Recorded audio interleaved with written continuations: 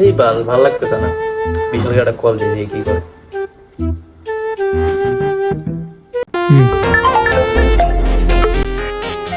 Hello মামা।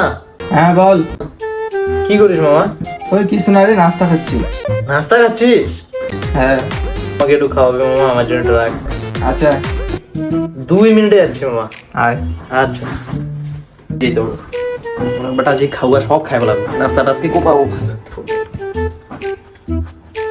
सपना तू अपना देखा के हमरा के कहे तू बता देलू।